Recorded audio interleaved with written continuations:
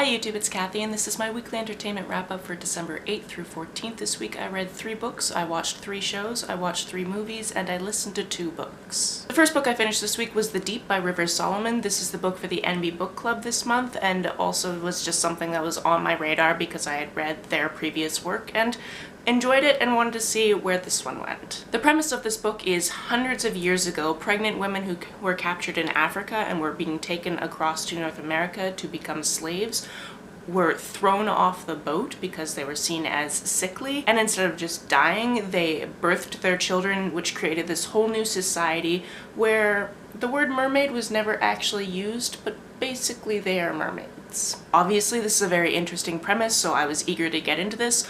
Also, it seems like in the past 3 or 4 weeks I've read 4 different mermaid-based books, so I'm just on a mermaid kick apparently. The other really interesting thing about this premise is our main character is their historian, who is the one person who really knows what happened in their history, absorbs all of it throughout the centuries, and once a year comes together with the rest of the pod to basically remind them of their history.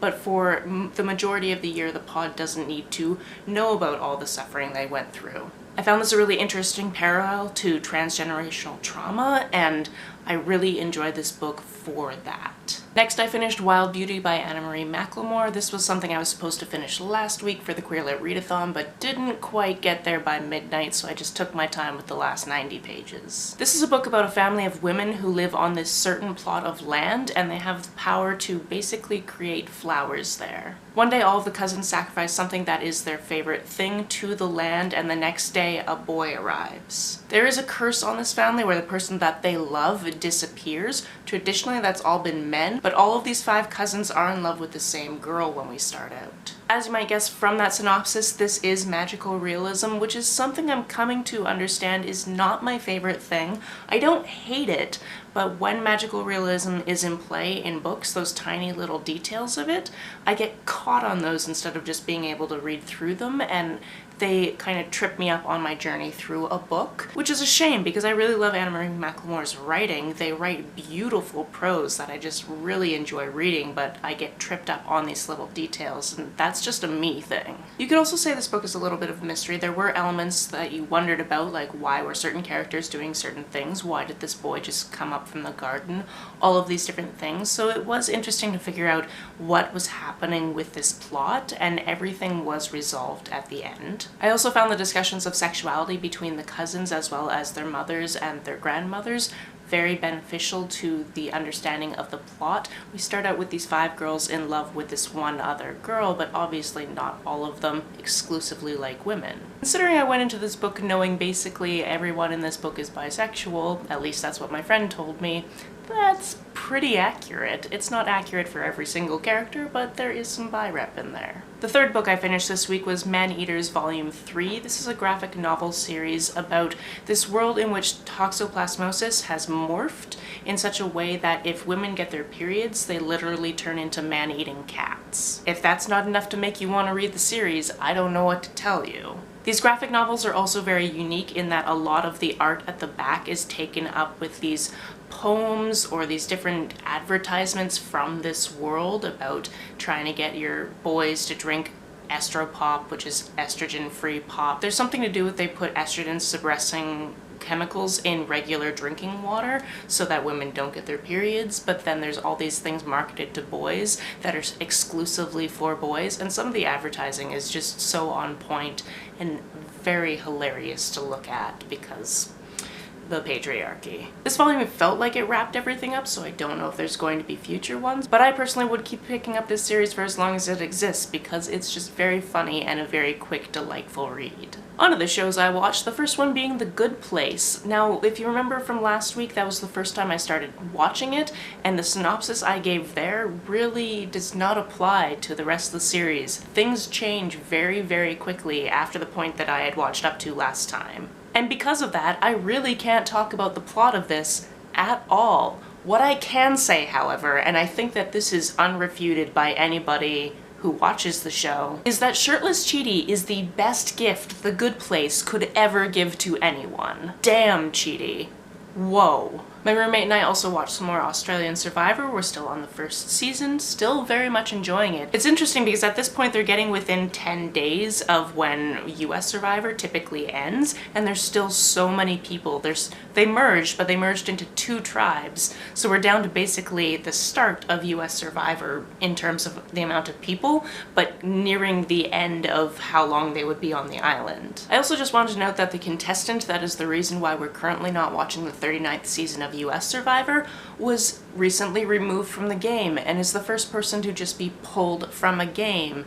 He should have been removed in the first episode, but here we are. The other show I watched was just a single episode of The Crown. This is a show that I started watching with my best friend back when we had compatible days off, and we watched the first 3 or 4 episodes and then just never got back to it because our schedules changed. Just as something to fill time while we were getting to see each other again for the first time in forever, because she's currently in school, we watched the 4th episode, which is the Fog episode. If you are somebody who has seen the series before, that might mean something to you. This is an incredibly opulent series, and I'm interested to watch more just because I feel like I'm going to be learning a lot of history that I definitely don't know. On to the movies I watched, the first one being with my best friend, and that was The Nutcracker, which I would like to point out was given a PG rating for some mild peril, which I found hilarious.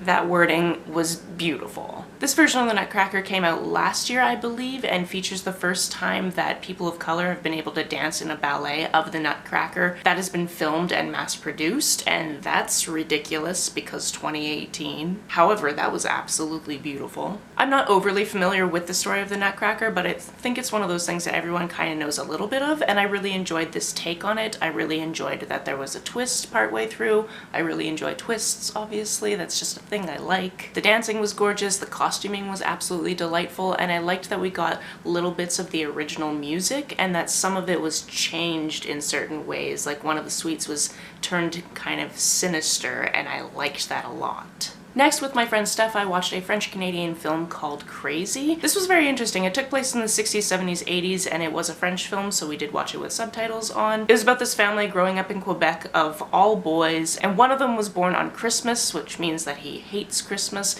He also is kind of the black sheep of the family, and we come to realize very quickly that's because he's queer. The title of the film actually comes from the fact that the father really likes Patsy Cline, and specifically the song Crazy.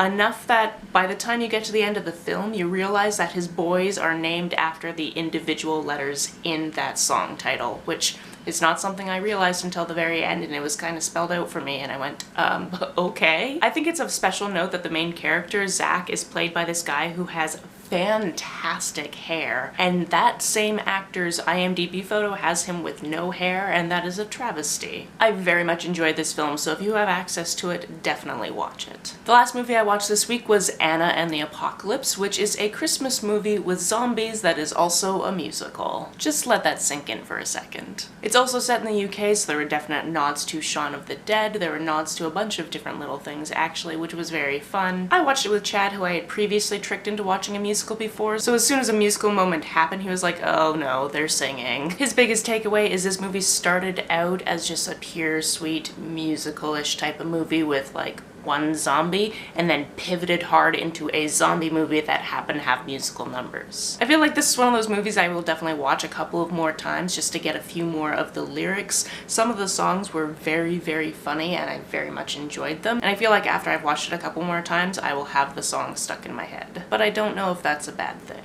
On the books I listened to this week, the first one being The Rules Do Not Apply by Ariel Levy. This is a memoir written by a journalist who at one point had a child and a wife and a house, and the next month had none of those things. Her life as a correspondent journalist is incredibly interesting. How she got together with her then wife was very interesting, and also this is just a very sad tale because of the tragedies that she went through. Obviously, based on that brief synopsis, there are many trigger warnings for this book, so if you are going to go into it, just know that there are going to be some very, very sad and possibly triggering things. However, I really enjoyed her writing voice, and I always love seeing experiences that are not my own, so it was valuable from that standpoint. Finally, the other audiobook I finished this week was Rolling in the Deep, which is not to be confused with The Deep, which was another book I also read this week. And guess what? They're both about mermaids. Rolling in the Deep is actually the prequel to Into the Drowning Deep by Mira, and it actually takes place 7 years previous, and we get to see the first expedition out to Mariana's Trench to find mermaids. I talked about Into the Drowning Deep 2 wrap-ups ago, so I'll link that one down below if you want to know the full story, because then you'll understand why this one is 7 years previous. What I want to say is, even though this is much shorter, I very much enjoyed getting to know these characters, even though I knew how this book was going to end. That's it for this week. If you've read, watched, or listened to any of these, let me know about it down in the comments below. On the way down to the comments, if you hit that subscribe button, that would be very nice of you. You can like and share this as you see fit,